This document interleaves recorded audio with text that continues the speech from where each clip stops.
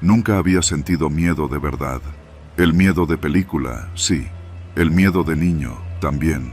Pero el miedo que te cala los huesos y te hace cuestionar cada decisión, ese no lo conocía. Hasta que, buscando vistas para mi canal, me metí a la casona del Callejón Zaragoza, aquí en el centro de Tepatitlán.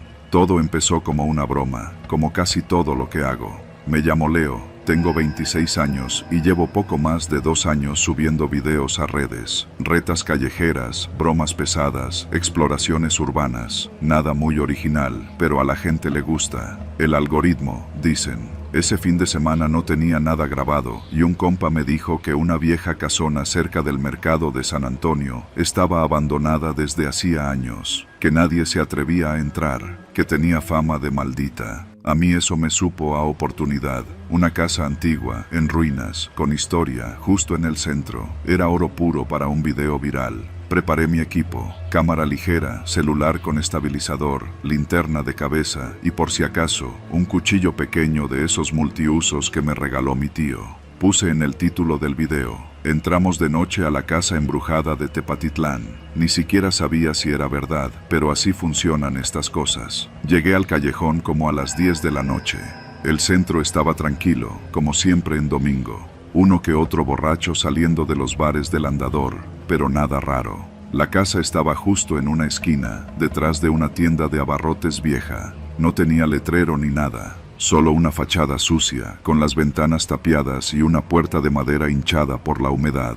La cerradura estaba rota, bastó un empujón fuerte para abrirla. El olor fue lo primero que me golpeó, a humedad, madera podrida y algo más, algo metálico, pero ya estaba ahí. Encendí la cámara, me puse la linterna en la cabeza y empecé a grabar. Todo en modo nocturno. El lugar tenía un recibidor grande con mosaicos agrietados y unas escaleras que subían a la planta alta. Había muebles cubiertos de sábanas, telarañas por todos lados y papeles tirados en el suelo. Comentaba todo para la cámara, haciendo chistes tontos. Que si el fantasma del patrón, que si los espíritus de los gachupines, pero algo no cuadraba. Todo se veía demasiado limpio para ser una casa abandonada. No limpia de reciente, pero sí de que alguien al menos se encargaba de mantener ciertas zonas transitables. En el comedor había sillas alineadas y un cenicero con colillas frescas. Eso ya no me gustó. Seguí grabando, bajando la voz. Avancé por un pasillo hasta llegar a una cocina. En el fregadero había platos sucios, con restos de comida reseca, y en una esquina, un garrafón de agua lleno. Me detuve, no tenía sentido. Empecé a retroceder, pero en ese momento escuché pasos en el piso de arriba. Me agaché instintivamente, apagué la linterna y me escondí detrás de una alacena. Apagué también la cámara. Solo dejé el celular grabando en silencio, por costumbre. Los pasos eran lentos, bajaban por las escaleras. No me atrevía a asomarme. Escuché una voz masculina, baja, con acento del norte. ¿Quién chingados dejó la puerta abierta? Contestó otra voz, más ronca. No sé, güey. Igual fue el Muelas. Ese cabrón no ha salido del cuarto de atrás. El corazón se me quería salir. Eran mínimo 2 tipos, y había alguien más. Tenían la casa tomada. ¿Qué hacían ahí? ¿Viviendo? ¿Escondiéndose? Todo me apuntaba a algo ilegal. No sabía si eran narcos, ladrones, fugitivos, pero lo que fuera, no me podían ver. Saqué el cuchillo con la mano izquierda, más por instinto que por lógica. Me arrastré en silencio por el piso, buscando llegar al recibidor. Desde mi ángulo, podía ver la puerta principal entreabierta. Unos pasos más y podría salir. Pero justo cuando estaba por incorporarme, una linterna me alumbró directo al rostro. ¿Quién eres, cabrón?, gritó uno. Corrí, ni pensé. Corrí con todo, directo a la puerta, pero un tipo me interceptó desde el lado derecho, saliendo de un cuarto. Me empujó contra la pared y trató de agarrarme. Le metí el cuchillo en el brazo sin pensarlo. Gritó, retrocedió, y yo aproveché para correr otra vez. No lo logré. Otro tipo me metió un puñetazo en la cara y caí. Me patearon el estómago. Me amarraron con algo que olía a gasolina. Entre los empujones me arrastraron a un cuarto del fondo. Todo estaba oscuro, pero pude ver bultos, cajas, hules, mochilas, armas y algo más. Personas. Había 2 hombres amarrados, en muy mal estado. Uno tenía los ojos vendados y sangraba por la boca. El otro estaba muerto. Me dejaron en el suelo, me amarraron con cinta gris y me pusieron una mordaza. ¿Quién es?, preguntó uno. Un pendejo que venía grabando. Influencer, seguro. ¿Grabó algo? Trae el teléfono. Ya vi que transmitió. ¿Transmisión en vivo? Asentí. O al menos eso intenté. La cámara había grabado todo. Lo sabían. Me miraron como se mira algo que ya no es útil. Como un peso muerto. Hay que movernos. Ya van a venir por él. No nos da tiempo. Vámonos ya. Lo dejamos con los otros. Si alguien viene, van a pensar que es un ajuste de cuentas. Y se fueron. No sé cuánto tiempo pasó. Lloré. Me oriné encima. Pensé que ahí iba a terminar. Hasta que escuché voces nuevas. Uniformes. Radios. Policías. Me encontraron. Uno de los hombres amarrados murió en el traslado. El otro sobrevivió, apenas. La transmisión sí había salido. Llegó a decenas de miles. Gente llamó al 147, a la Guardia Nacional. En cuestión de minutos, toda la zona estaba rodeada. No atraparon a los hombres. Desaparecieron sin dejar rastro. Mi canal fue bloqueado. Las autoridades me prohibieron compartir lo que grabé. Dicen que es parte de una investigación mayor. No he vuelto a grabar desde entonces, ni a salir de noche. Me mudé con mis papás otra vez. Duermo poco. Hay noches en que me despierto y juro que escucho pasos, que alguien dice mi nombre desde el pasillo, pero no abro la puerta, porque sé que si lo hago, tal vez me encuentre con uno de ellos, y esta vez no me van a dejar salir. Nunca me había sentido incómoda al visitar a mi primo Eduardo. Crecimos juntos, prácticamente en la misma cuadra, en el barrio de San Gabriel de Tepatitlán. Era el tipo de lugar donde todos se conocían, donde los saludos iban acompañados de nombres, no de apodos, y donde los secretos, cuando los había, quedaban encerrados tras puertas bien cerradas y miradas discretas. Pero en las últimas semanas, algo en mí cambió. Empecé a notar cosas que antes, tal vez por costumbre o ceguera familiar, me habían pasado desapercibidas. Mi primo trabajaba en la carnicería La Preferida, la de la esquina de Allende con Niños Héroes, un local chico pero popular, con el toldo rojo desteñido por el sol, y ese olor penetrante a carne fresca que, para los clientes habituales, era casi parte del encanto. Siempre me pareció raro que a Eduardo, que en la prepa no podía ver sangre sin marearse, le hubiera dado por meterse de carnicero. Pero cuando murió su papá y su tío le ofreció el puesto, no tuvo opción, o eso me dijo. Yo soy enfermera en la clínica San José, y aunque trabajo muchas horas, paso seguido por ahí a comprar carne para la casa. La mamá de Eduardo, mi tía Licha, siempre me preparaba algo de almuerzo si pasaba a mediodía. Pero desde hace poco noté que ya no estaba ahí. Se fue con unas primas a Guadalajara, me dijo Eduardo una vez, luego que se había enfermado, otra vez que tenía cosas que hacer. La casa de mi tía, que está justo atrás de la carnicería, parecía cada vez más apagada, las cortinas cerradas todo el tiempo, el jardín sin regar. Un viernes por la tarde, salí temprano de la clínica. Aproveché para ir a comprar bisteces. Al llegar, noté que Eduardo estaba solo, como de costumbre, pero esta vez parecía más nervioso. Sudaba, aunque el clima no estaba especialmente caliente, y cada rato miraba su celular, como esperando un mensaje. ¿Todo bien?, le pregunté. Sí, nomás es que llegó un pedido grande para mañana, me dijo, cortando la carne con más fuerza de la necesaria. Mientras hablaba, vi que llevaba una bata nueva, blanca, sin manchas. Rara vez la traía así de limpia. A sus pies, vi un costal de plástico negro, cerrado con un nudo grueso. Era grande, y por cómo estaba aplastado en una esquina, parecía pesado. Traté de no pensar demasiado, pero algo en mi estómago se revolvió. ¿Qué es eso?, le pregunté, señalando con la barbilla. Nada, desechos, viene el camión más tarde, dijo sin mirarme. Le pagué y salí con el paquete. Mientras caminaba hacia mi coche, volví la vista atrás y lo vi cerrar la puerta de la carnicería con más prisa de lo habitual, como si tuviera miedo de que alguien más entrara. No pude evitar pensar en mi tía. No me cuadraba que se fuera sin despedirse de mí, siendo que siempre fue cariñosa y atenta. Esa noche no pude dormir. Los recuerdos de la infancia con Eduardo, las veces que íbamos por nieve al Parque Morelos, los partidos de fútbol en la calle, todo me parecía lejano. ¿Qué le había pasado? ¿Qué había en esa carnicería que lo había transformado en alguien tan hermético?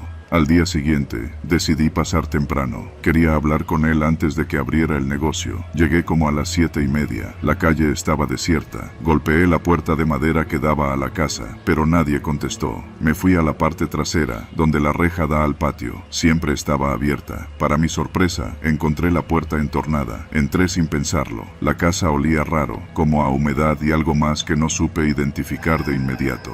Pasé por la cocina. Había platos sucios, moscas sobre una olla destapada y manchas en el piso. Al llegar al pasillo, vi una luz tenue al fondo. Me acerqué. Era el cuarto que solía usar mi tía. La puerta estaba entreabierta. Empujé suavemente. No había nadie, pero lo que vi me hizo detenerme en seco. Sobre la cama había varias bolsas negras, como las que había visto el día anterior. Una estaba abierta. Me acerqué. Dentro había ropa de mujer. Reconocí una blusa floreada que le había regalado a mi tía en su cumpleaños. Mi corazón empezó a latir con fuerza. Al lado, una caja de zapatos abierta mostraba varias identificaciones, credenciales del INE, todas con rostros distintos, nombres de mujeres que no conocía. Retrocedí. El pánico empezó a subir por mi pecho.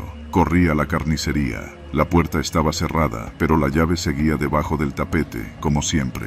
Entré.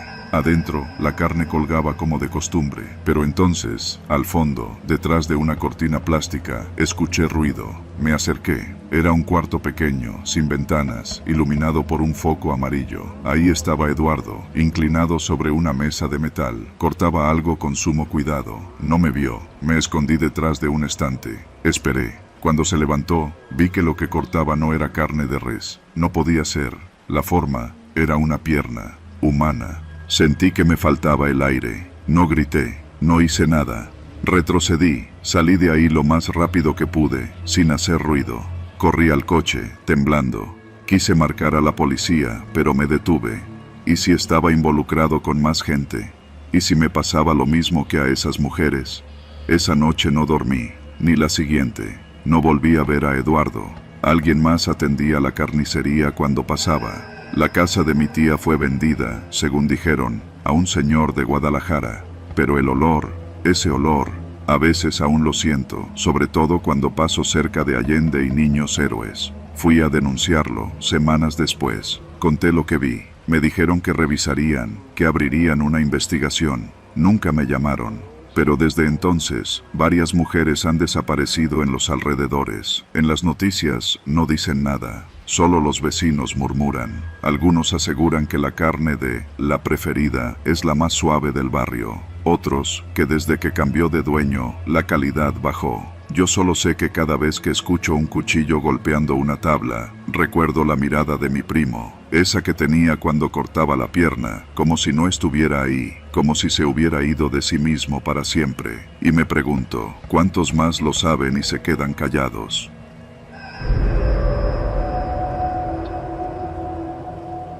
Mi nombre es Esteban. Nací y crecí en Tepatitlán de Morelos, un lugar donde los tacos saben mejor a medianoche y donde todos parecen conocerse desde siempre.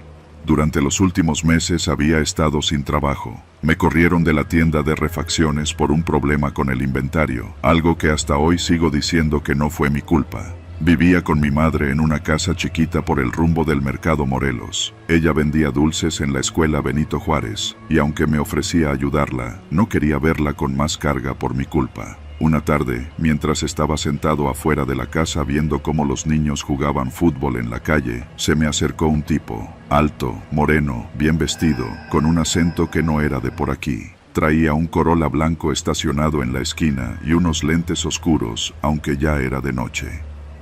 ¿Eres Esteban, el que trabajaba en la refaccionaria?, me preguntó directo. Asentí con la cabeza, algo desconfiado.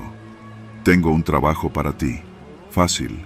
Nomás necesitas caminar y hablar con la gente. Bueno, a veces gritarles un poco.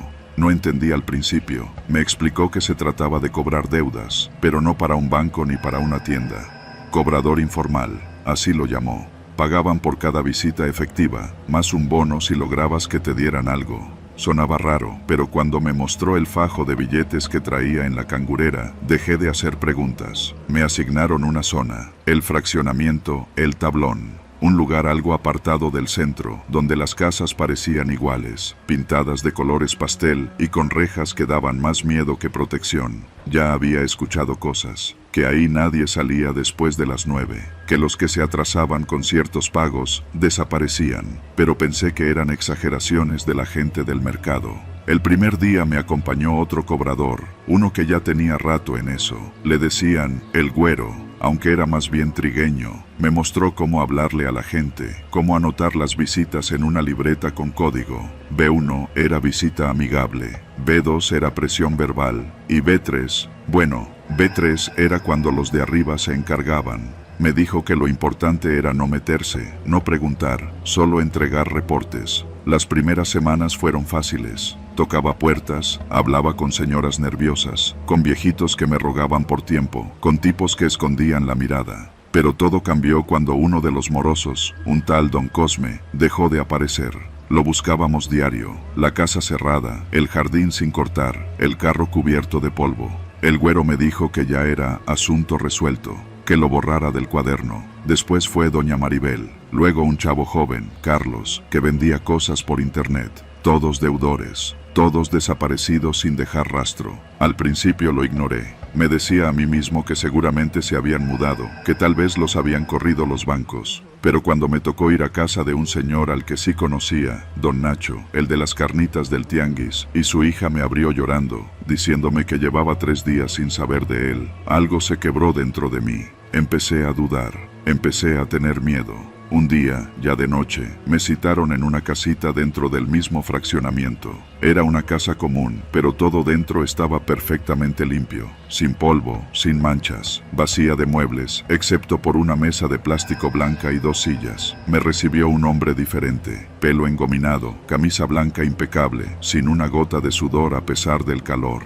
Esteban, has trabajado bien. Queremos que seas parte del equipo, me dijo sin rodeos. Asentí, tratando de parecer confiado. Pero primero necesitas demostrar tu lealtad. Sobre la mesa, colocó una carpeta. Dentro, una hoja con el nombre de alguien que me hizo tragar saliva. Rodrigo Márquez Hernández. Era mi primo. Debe 5 semanas. Lo intentamos, pero no responde. Es tu turno, me dijo el tipo, con una sonrisa que no alcanzaba los ojos. Salí de ahí con las piernas temblorosas. No sabía qué hacer. Rodrigo era como mi hermano. Jugábamos juntos de niños, íbamos a la misma secundaria. Me lo topaba seguido en el Oxxo de la avenida Hidalgo, siempre con su mochila y una sonrisa. No podía ir a presionarlo, no podía. Decidí no hacer nada. No fui a su casa, no llené el reporte. Le marqué para advertirle, pero su celular ya no estaba en servicio. Fui a su casa, pero ya estaba vacía. La reja abierta, los focos fundidos. Pregunté a los vecinos, nadie había visto nada. Ahí fue cuando supe que me habían puesto a prueba. 2 días después, encontré en mi casa un sobre con dinero, más que nunca, y una nota. Buen trabajo, sigues en el equipo. Ya no dormía bien. Empecé a tener miedo de mí mismo, de lo que estaba permitiendo. Cada vez que tocaba una puerta, no podía evitar pensar que estaba sellando el destino de alguien. Intenté salirme, dejar el trabajo, pero no me dejaban. Me seguían, lo sabía. Cada vez que tomaba el camión a San José de Gracia o caminaba al centro, veía el Corolla blanco dando vueltas. Un día decidí ir con la policía. Les conté todo. Me miraron raro. Uno de ellos me pidió mi nombre completo y luego sonrió. Tranquilo, Esteban, ya nos encargamos. No me creyeron, o peor aún, estaban metidos. Esa noche llegaron a mi casa. No tocaron, solo dejaron una hoja bajo la puerta. Esta vez no era un nombre de un moroso, era el mío. Corrí, no sabía a dónde, pero corrí. Me escondí unos días en casa de un amigo en Capilla de Guadalupe, fingiendo que tenía que ayudar con un negocio. Dejé el celular, corté contacto con todos, pero no se puede huir para siempre. Un día lo supe, porque la misma carpeta, con mi nombre, llegó a manos de otro nuevo cobrador. Uno que seguro ahora mismo está tocando puertas en el tablón. Uno que cree que es un trabajo sencillo, que se puede salir cuando quiera. Pero sigo vivo. Me escondí bien, cambié de nombre, me volví invisible, y aún así, cada vez que escucho un motor apagarse frente a la casa donde me escondo, siento que el castigo viene por mí, porque en el tablón, las deudas no se cobran con dinero, se cobran con miedo, y yo, tarde o temprano, tendré que pagarlas todas. Mi nombre es Arturo García, y hasta hace poco trabajaba como jornalero en un rancho llamado Los Dolores, ubicado a unos 20 minutos en camioneta desde Tepatitlán, Jalisco. El nombre del rancho siempre me pareció una broma pesada, porque desde que llegué supe que aquel lugar tenía algo raro. Demasiada tierra seca, demasiada quietud y un silencio espeso que parecía tragarse los sonidos, como si el viento se negara a pasar por ahí. Llegué ahí con otros 5 hombres. Todos fuimos contratados por don Rogelio, un viejo de rostro curtido que hablaba poco y siempre cargaba una pistola en la cintura. Según él, el trabajo era sencillo: deshiervar, sembrar algunas hileras de maíz, levantar un par de bardas y luego regresar a casa con los bolsillos llenos. Todo parecía normal, hasta que una mañana encontramos esa maldita fosa. Fue el güero el primero que dio con ella. Estaba escarbando cerca del borde de un potrero seco cuando su pala chocó con algo duro. Pensó que era piedra, pero al seguir cavando, apareció algo que ninguno de nosotros olvidará jamás. Un cráneo humano, amarillento, con el hueco de los ojos mirando hacia el cielo. El güero vomitó. Nosotros nos acercamos, incrédulos. Pensábamos que podía ser un entierro viejo, de esos clandestinos de tiempos revolucionarios, pero conforme quitábamos la tierra, más huesos salían. 5, 10, 15 cuerpos, todos apilados como basura. Algunos todavía tenían jirones de ropa o zapatos a medio deshacer por el sol y el tiempo. Don Rogelio llegó corriendo cuando oyó los gritos. No parecía sorprendido, solo se quedó viendo con los labios apretados, la mano en la pistola. «Tapen eso», ordenó seco. No vieron nada, nos negamos. Era obvio que esos cuerpos no eran de hace 100 años. Eran recientes, algunos incluso con tatuajes aún legibles en la piel medio descompuesta. Le dijimos que eso era un crimen, que había que llamar a las autoridades. Él solo nos miró con una mezcla de lástima y desprecio. «Ustedes no entienden, muchachos. Si hacen eso, no van a salir vivos de aquí». Pensamos que exageraba. Esa misma tarde, uno de nosotros, Julián, que era el más joven, agarró su celular y marcó desde la cima de un cerro donde sí había señal. Habló con la policía, les dijo lo que habíamos encontrado. Al anochecer, vimos desde lejos cómo una patrulla se acercaba por el camino de terracería. No llegó. A medio camino, se dio vuelta. A los 20 minutos, aparecieron 3 camionetas sin placas, con hombres encapuchados y armas largas. Corrimos al monte. Nos dispersamos. Yo me escondí toda la noche entre los nopales, sin moverme, sin hacer ruido, escuchando los disparos y los gritos lejanos. Por la mañana, regresé al rancho. Estaba vacío, ni rastro de mis compañeros, ni del güero, ni de Julián, ni de los otros. Solo encontré los restos de una fogata y un charco seco de lo que parecía sangre. La fosa estaba cubierta de nuevo, pero no con tierra. La habían tapado con concreto. Huí. Caminé hasta Tepatitlán. Me tomó casi todo el día llegar.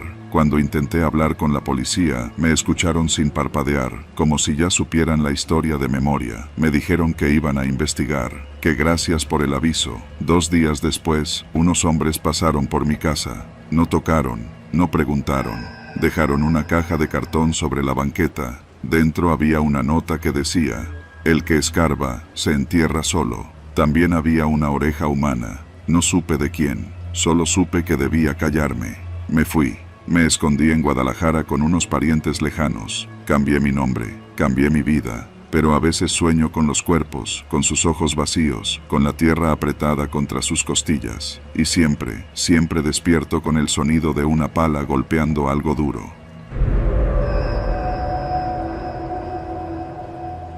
Mi nombre es Mariana Jiménez. Tenía 26 años cuando acepté aquel empleo que, sin saberlo, cambiaría mi vida para siempre.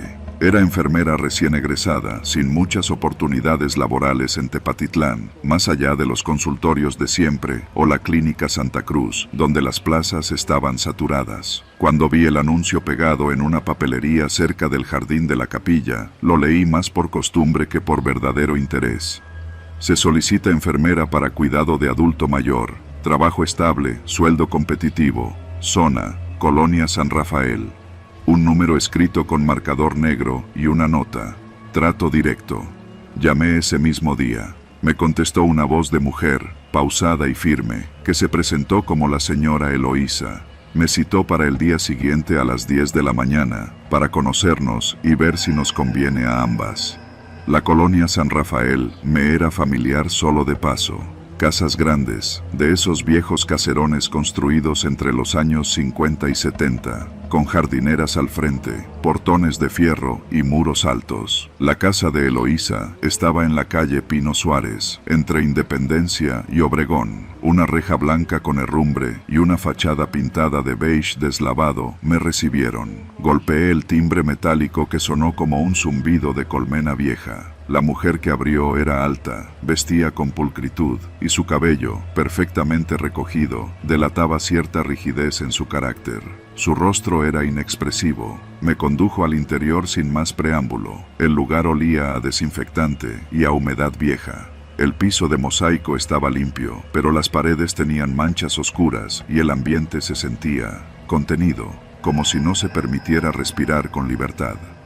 El señor Amador está en cama. No habla mucho, necesita aseo diario, comida blanda y compañía, me dijo mientras caminábamos por un pasillo largo, sin ventanas. Aquí no se permiten celulares durante el servicio. Cualquier cosa que necesites me lo dices a mí. No me pareció raro, había escuchado de patrones estrictos. Lo raro vino cuando vi al señor Amador. Era un hombre de unos 70 años, con la piel sumamente pálida, casi translúcida. Estaba recostado, inmóvil, con los ojos abiertos y fijos en el techo. No parpadeaba. Tenía un catéter en el brazo y una sonda nasogástrica. No respondía a estímulos. ¿Desde cuándo está así?, pregunté. Hace meses. Eloísa evitó mi mirada. Tiene episodios de agitación, pero lo mantenemos tranquilo. No te preocupes, tú solo encárgate de su rutina.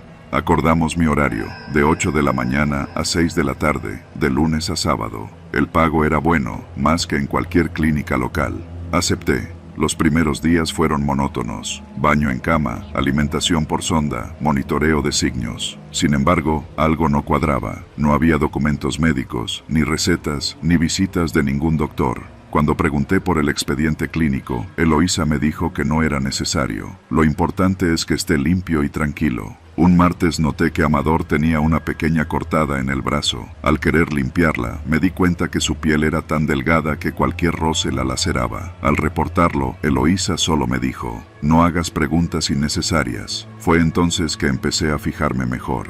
En el cuarto donde dormía el señor Amador no había ventilación. No había televisor, ni radio, ni una sola fotografía. Pero lo más extraño, cada vez que me ausentaba del cuarto, encontraba cosas distintas cuando regresaba. Un vaso cambiado de lugar, la silla movida, las sábanas arrugadas de manera diferente. Juraría que él no se movía. Una tarde, mientras lavaba mis manos en el baño del fondo, escuché gritos. Volví corriendo al cuarto y lo encontré solo, pero con marcas rojas en los brazos. No arañazos, no hematomas, marcas de dedos, como si alguien lo hubiera sujetado con fuerza. Eloísa llegó enseguida. Me vio pálida, con la boca entreabierta. No dijo nada. Cerró la puerta con llave y me pidió que la acompañara. No es lo que piensas, dijo.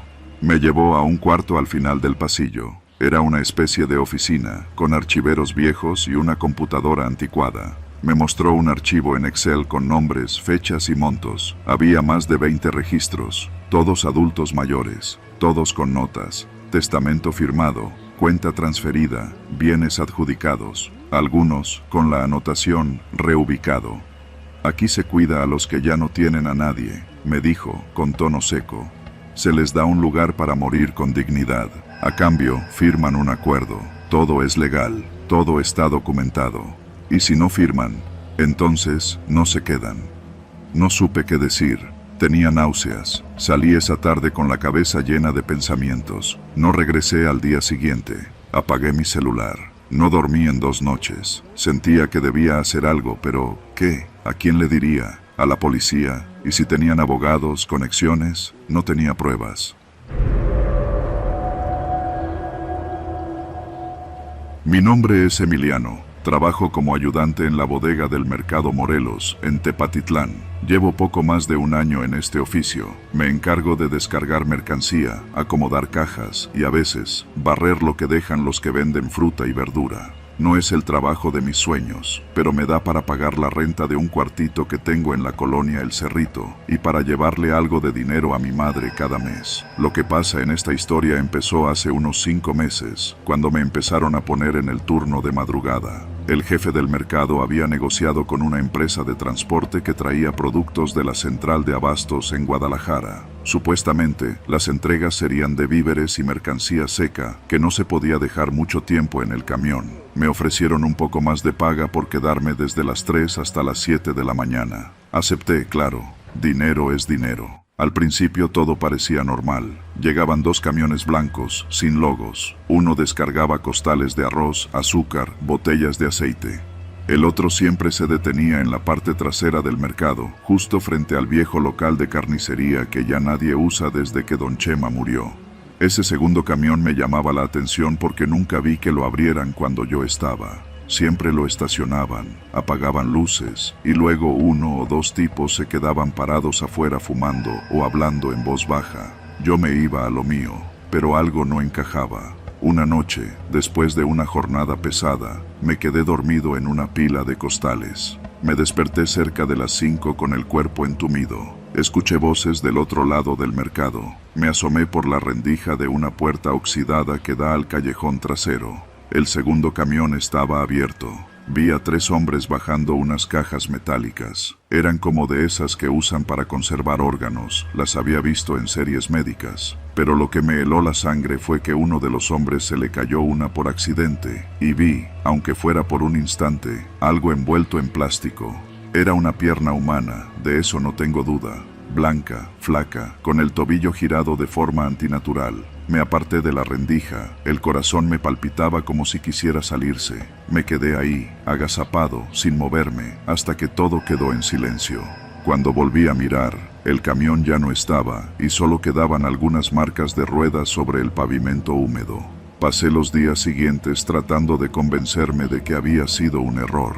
Tal vez era un cerdo, tal vez estaba medio dormido. Pero entonces, empecé a notar cosas. En la bodega encontré una caja negra sin etiqueta, empapada de sangre seca. Olía como si algo muerto hubiera estado ahí. Otro día vi a uno de los ayudantes nuevos, un tal Armando, salir del callejón con un fajo de billetes y una mirada perdida. No me quiso decir nada. Mi curiosidad me ganó. Una madrugada, fingí que estaba enfermo y me escondí en un rincón oscuro del mercado. Desde ahí, vi cómo llegaba de nuevo el segundo camión. Esta vez tomé mi celular y empecé a grabar.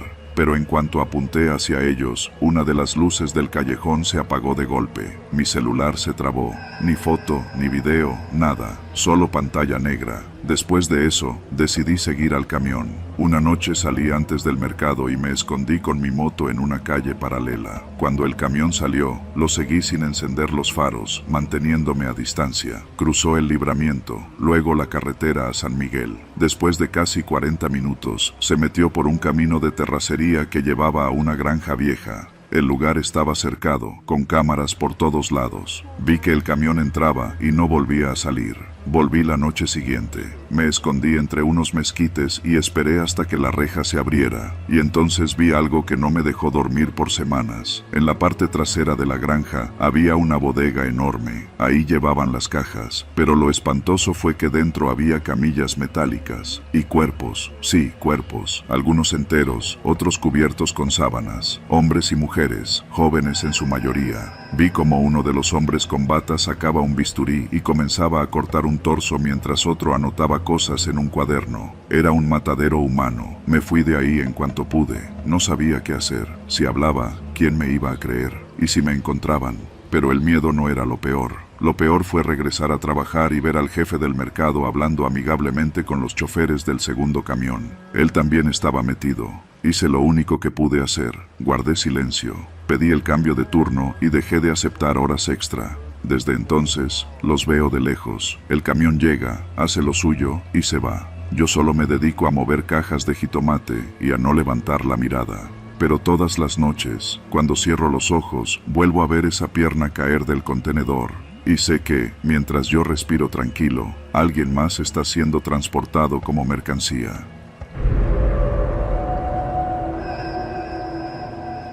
Me llamo Mauro, y toda mi vida he trabajado la tierra. Mis manos, curtidas por el sol y el machete, conocen cada palmo del rancho que heredé de mi padre, allá por las afueras de Tepatitlán, donde el camino de terracería se pierde entre los nogales y los maizales que dan sombra a la cañada de los sauces. Aquella semana de marzo, el calor caía como plomo, el ganado apenas pastaba y los pájaros no cantaban. Fue en esos días cuando empecé a notar cosas raras en la parte baja del terreno, donde el arroyo hace curva y se mete entre unos sauces retorcidos que nunca terminan de secarse. Primero encontré pedazos de tela, como de camisetas rotas, medio enterradas en el lodo. Luego una botella de agua con la etiqueta en inglés y una mochila pequeña, raída, sin nada adentro. Pensé en migrantes. Por aquí no era raro que cruzaran los cerros, buscando llegar más al norte. Algunos los ayudaban, otros se hacían de la vista gorda. Pero eso era distinto. Esos rastros no estaban frescos ni abandonados, estaban escondidos. Un día, bajando con el machete en mano para limpiar la maleza, vi algo que me heló. Una cruz hecha con varas, apenas visible entre unos matorrales. Me acerqué. Junto a la cruz había una pequeña pila de piedras y entre ellas un celular aplastado, cubierto de lodo seco. Lo recogí por instinto, pero estaba muerto, sin batería, sin señal. Lo guardé en la bolsa trasera del pantalón y me fui de ahí rápido. Esa noche no dormí bien. Escuchaba ruidos, como pasos en la grava, voces ahogadas entre los sauces. Al día siguiente, fui a visitar a don Efraín, el más viejo del rancho, para preguntarle si había visto gente pasar. Lo encontré sentado en su mecedora, sorbiendo café de olla. ¿Migrantes?, preguntó, sin mirarme. Sí pasan, pero ya tiene rato que no los veo. Le conté lo que había encontrado. No pareció sorprendido. Mauro, mejor no te metas. Esos rastros no son de gente perdida, son de gente desaparecida. Me fui con más dudas que respuestas, pero no podía dejarlo así. Volví a ese mismo sitio al atardecer, con una lámpara y el celular envuelto en un trapo. Me puse a escarbar un poco más allá de la cruz. El suelo estaba blando, demasiado, y el olor, como cuando se revuelve tierra húmeda con carne vieja. A los pocos centímetros encontré restos, no huesos, todavía, ropa, zapatos y una billetera casi destruida. Dentro había una identificación guatemalteca. El nombre era Brian López, 20 años. Sonreía en la foto como si la vida apenas comenzara para él. Esa noche no volví a casa. Dormí en la casita de aperos, con el machete cerca. Tenía miedo, miedo real, y la sensación de que me habían visto, de que algo o alguien sabía que yo había desenterrado ese secreto. Al tercer día, llegaron las camionetas. Eran 3, sin placas. 2 se metieron por el camino viejo y una bajó directamente hacia el arroyo. Yo me escondí entre los árboles. Desde ahí los vi. Hombres armados. Revisaban el terreno como si buscaran algo perdido. Uno llevaba un GPS de esos modernos. Otro sacó un dron pequeño. Lo hizo volar por encima de los sauces. No hablaban entre ellos. Cuando se fueron, fui a revisar dónde habían estado. Habían cavado, recién, y tapado otra vez, como si algo hubieran dejado o llevado. Fui al pueblo, fui a la comandancia, les conté todo. Me vieron raro, tomaron nota en una libretita vieja, me dijeron que iban a investigar. Nunca más supe de eso. Al siguiente mes, me empezaron a seguir. Primero eran camionetas que pasaban lento por mi camino, luego escuchaba drones por las noches, y una vez encontré una nota clavada en la puerta del granero. Decía, no escarbes lo que no vas a enterrar. No tenía firma. Desde entonces decidí grabar todo, hacer bitácoras, dejar evidencia. Guardé el celular aplastado, la identificación de Brian, las fotos que tomé de los restos. Todo lo escondí en una caja enterrada en un pozo seco, lejos de la casa. El gobierno nunca vino, pero un día me visitaron 2 tipos, trajes sencillos, caras lisas, como de oficina. Dijeron ser de migración, pero no traían credenciales, ni preguntaron nada que hiciera sentido. Solo querían saber si había visto movimiento inusual en mis tierras. Les dije que no, que la única cosa inusual era que ya no cantaban los pájaros. Desde entonces, me he vuelto invisible. Trabajo solo, hablo poco, pero sigo vigilando, porque sé lo que pasa en esa cañada. Sé que no es un paso migrante, es una trampa, un cazadero humano. Les prometen un cruce fácil y los levantan. Luego llaman a sus familias pidiendo dinero. A algunos los devuelven, a otros los entierran en los sauces. Yo sobreviví porque soy nadie, porque soy tierra, pero la tierra ya no calla, no cuando guarda tantos secretos bajo sus raíces. Y si un día no me encuentran, busquen donde los sauces se inclinan. Allí está mi verdad.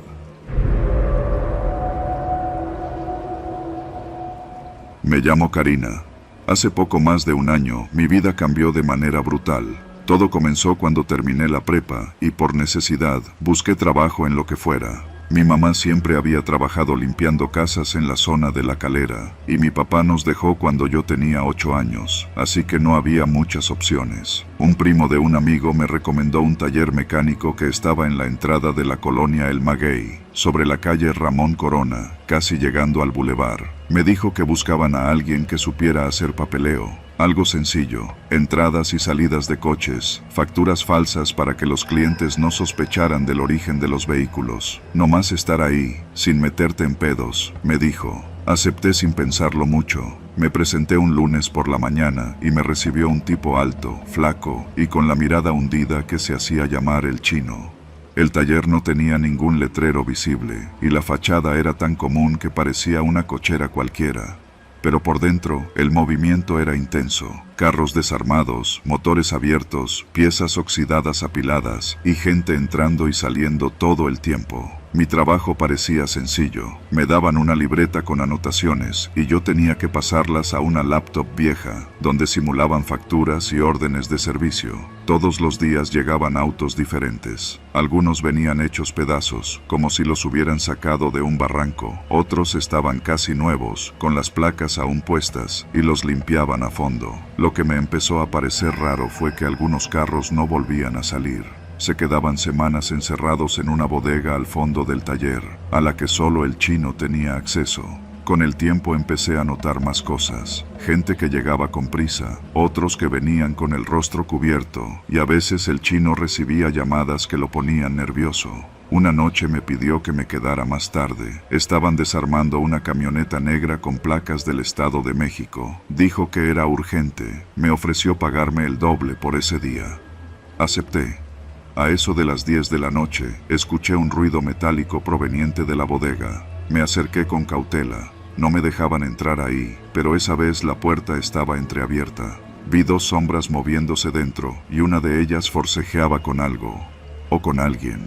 Me escondí detrás de un montacargas y me asomé apenas lo necesario. Dentro de la camioneta había una mujer.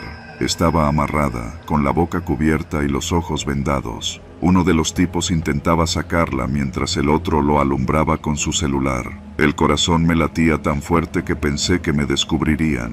Me alejé lentamente, sin hacer ruido, y me encerré en la pequeña oficina del taller. Tomé mi celular y marqué al único contacto que sabía que podía ayudarme. Luis, un exnovio que trabajaba como auxiliar en la fiscalía, en San Ignacio. Le conté todo, sin muchos detalles, solo que había una mujer secuestrada en un taller. Me pidió la dirección exacta y me dijo que no hiciera nada, que me quedara quieta. Colgué, temblando. Esa noche no pude dormir.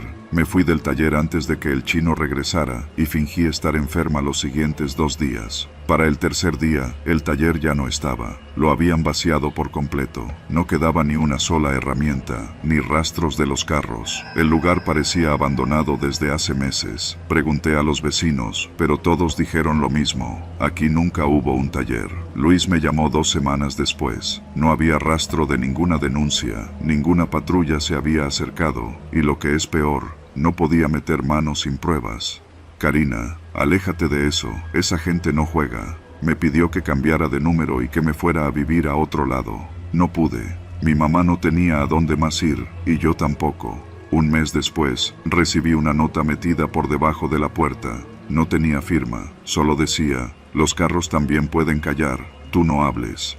Desde entonces, he vivido con miedo. Nunca me pasó nada directamente, pero por semanas, un coche negro se estacionaba frente a mi casa cada madrugada, sin placas, sin luces. Una mañana me levanté y lo vi estacionado de nuevo, pero esta vez la ventana del copiloto estaba abierta y dentro, sobre el asiento, había una cadena oxidada. Colgando de ella, un identificador con mi nombre, el mismo que usaba en el taller. Me fui esa misma tarde a Guadalajara. Ahora trabajo limpiando en un hospital y nadie sabe mi nombre real. Cuando alguien me pregunta por qué dejé Tepatitlán, digo que fue por amor, aunque el único amor que perdí fue el que tenía por confiar en que hacer lo correcto iba a salvarme. Nunca lo denuncié. No quiero volver a ver esas camionetas, ni sus sombras.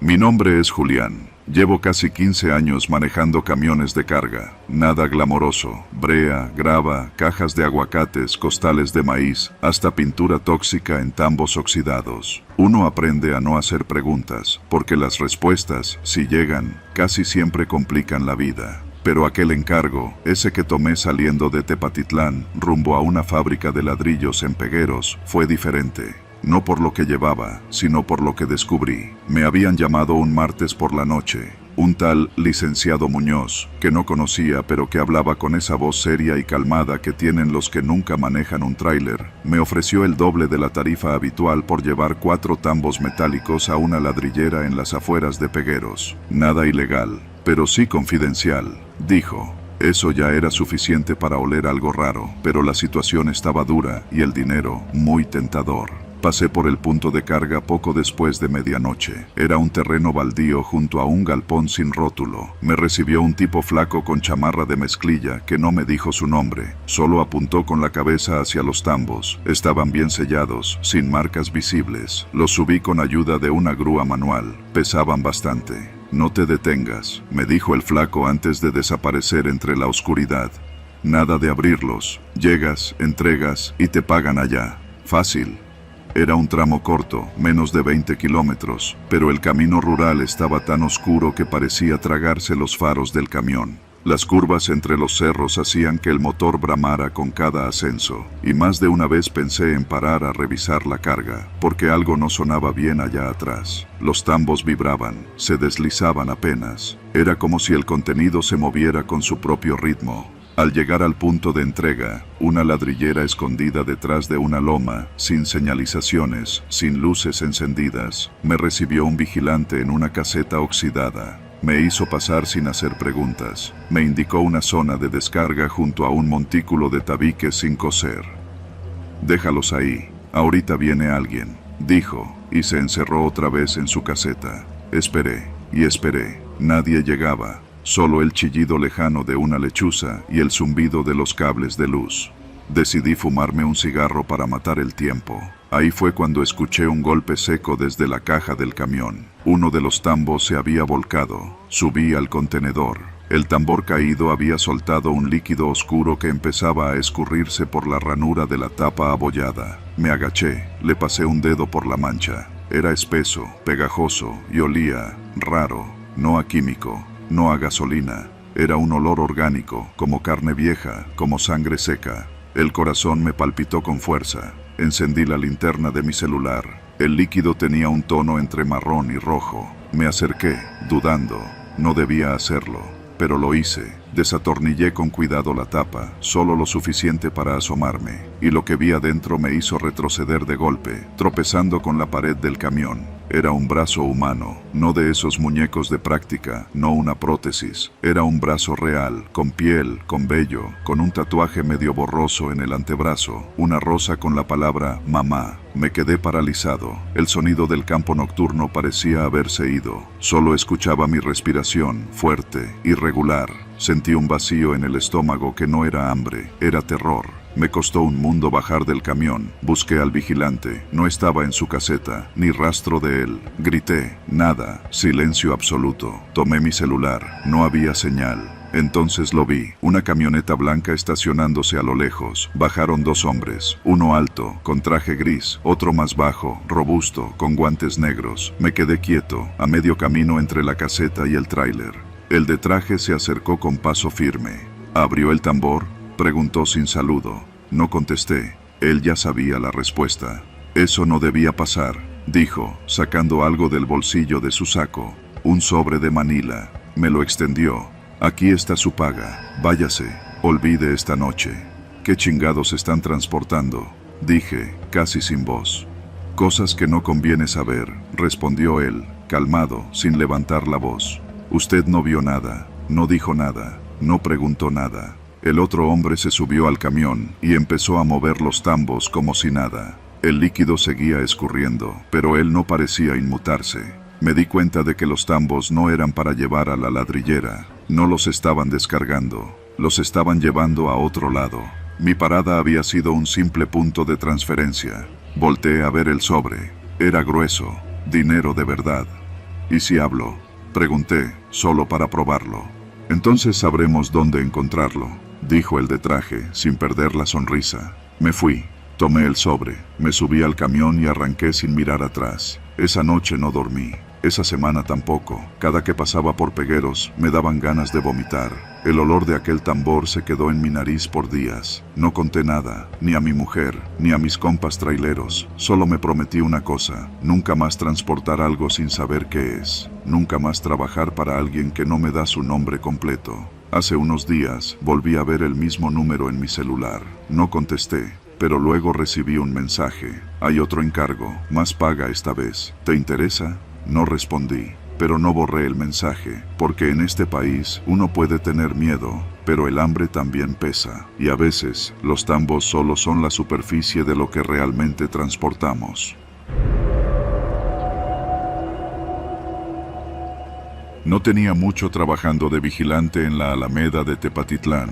Antes era chofer de un camión de carga, pero un problema en la espalda me forzó a buscar algo más tranquilo, o eso pensaba. El turno era nocturno, de 11 de la noche a 7 de la mañana. Me pareció ideal, calles tranquilas, cero estrés. Lo que no sabía era que esa tranquilidad era apenas la cáscara de algo podrido. La Alameda, ese parque al centro del pueblo que todos visitan los domingos, por las noches se transforma. Las luces bajan de intensidad, el silencio se vuelve espeso, y los árboles, esos viejos laureles que dan sombra a los abuelos y los novios en la tarde, proyectan sombras como garras que parecen moverse solas. Empecé a notar cosas raras desde la tercera noche. A eso de las 3 de la madrugada, siempre a la misma hora, se encendía sola una de las farolas del lado norte. Era la única que parpadeaba sin sentido. Caminaba hasta allá, revisaba los cables, la base, todo, nada anormal. Pero al regresar al kiosco, encontraba mi libreta de apuntes abierta, aunque yo la había dejado cerrada. Una noche, el jefe de seguridad me preguntó si había notado movimiento inusual. Le dije que no, aunque lo de la farola seguía dándome vueltas. Fue entonces cuando me soltó que varios vigilantes antes que yo habían renunciado sin dar explicación. Tú aguanta, nomás mantente atento, dijo. Más que consejo, sonó a advertencia. Esa misma noche, decidí quedarme en el kiosco y observar sin moverme. Me senté en una de las bancas con una taza de café y una chamarra gruesa. El frío en Tepatitlán en junio puede ser traicionero. A las 3 en punto, se encendió la farola. Pero esta vez vi algo más. 3 siluetas, hombres, reunidos debajo de ella. No hablaban. Uno de ellos revisaba algo en su celular, mientras los otros 2 miraban alrededor. Agachado entre los arbustos, alcancé a distinguir que uno de ellos era el dueño del autolavado que está a 2 cuadras. Otro tenía una papelería frente al mercado. El tercero no lo reconocí. Estaban demasiado confiados, como si supieran que a esa hora nadie pasaba por ahí. Grabé un poco con mi celular, aunque no se distinguía mucho por la distancia. Apenas me moví un poco para acercarme, desaparecieron como si supieran que los vigilaban. La farola se apagó en ese instante. Durante los siguientes días, la rutina se repitió. Reuniones breves, siempre a las 3, en diferentes puntos de la Alameda. Una noche en la banca junto a los baños, otra bajo la estatua de Hidalgo. Siempre los mismos 3, y siempre desaparecían al menor indicio de ser vistos. Una madrugada me atreví a seguirlos. Los vi salir discretamente por la calle Zaragoza. Caminaban hasta un coche estacionado frente al Banamex, un sedán gris sin placas. Tomaban algo del maletero, usualmente una mochila, y luego se iban por caminos diferentes. No podía seguirlos a todos, así que me enfoqué en el de la papelería. Lo seguí con discreción hasta su local. En lugar de entrar por la puerta principal, rodeó el edificio y usó una entrada trasera. Saqué mi celular y empecé a grabar. Vi cómo encendía luces dentro. Me acerqué y pude ver por una ventana que abría una caja fuerte pequeña, de esas digitales. Sacó una carpeta con varios papeles y los revisaba con calma. Me quedé helado al notar que lo que tenía eran hojas con logotipos de negocios del centro, restaurantes, consultorios, hasta el Oxxo de la esquina. Estaba seguro de que eran reportes de ingresos, detalles contables, información privada. Volví a mi caseta con la mente a 1000 por hora. ¿Qué demonios estaba pasando? ¿Por qué alguien tendría acceso a ese tipo de documentos? Esa misma tarde, sin dormir, busqué en el café internet más cercano algunas pistas. No encontré mucho sobre el dueño del autolavado, pero sí del otro tipo. Había sido socio de una empresa de seguridad privada. Cerró hace 6 años, tras un escándalo de filtración de datos. Una teoría empezó a formarse en mi cabeza. ¿Y si estaban usando esa información para extorsionar? Decidí reunir más evidencia antes de denunciar. Instalé una cámara oculta cerca del kiosco y otra apuntando a la banca del lado norte. También dejé mi celular grabando en audio dentro de una maceta. Esa noche volví a observar. A las 3:05 llegaron, pero esta vez eran 5. Uno nuevo llevaba un maletín. El del autolavado se veía alterado, hablaba más rápido, daba instrucciones. El del maletín solo escuchaba. Luego abrió el portafolio y sacó una tableta. Los demás se acercaron. No podía oír mucho desde donde estaba, pero logré distinguir fragmentos. Correo bancario, amenaza leve, cita médica del hijo, lo quebramos fácil. Eso no era solo extorsión. Estaban chantajeando a empresarios usando información personal de sus familias. ¿Cómo la conseguían? ¿Hackeos? ¿Filtraciones internas? No lo sabía, pero aquello ya no era un simple chisme de barrio. Era una red bien organizada. Guardé los videos, hice respaldos y al día siguiente me presenté en la Fiscalía Regional. No fue fácil. Al principio me trataron como loco, hasta que mostré las grabaciones. Me dijeron que necesitaban pruebas más sólidas. Les di copias de todo y prometieron investigar. Volví a mi trabajo como si nada, pero me sentía observado. Una noche encontré una nota en la caseta. No te metas donde no debes. No decía más. Me costó no salir corriendo. Días después, la policía estatal realizó varios cateos discretos. El escándalo no salió en los medios, pero corría de boca en boca que el del autolavado cerró y se fue del pueblo. El de la papelería, igual. Nadie supo del tercer hombre. Mi jefe no me dijo nada, pero una semana después me ascendieron a supervisor. A veces, cuando camino entre los árboles, sigo viendo sombras a las 3 de la mañana. Pero ya no son las mismas. Ahora son de gente común que corre o pasea al perro. La farola sigue encendiéndose sola, pero ya no me da miedo. Me recuerda que no todo lo que pasa en la noche es fantasía. Algunos dicen que los criminales se esconden en la oscuridad. Yo aprendí que los peores se mueven en silencio, bajo la luz tenue de un parque que parece dormido.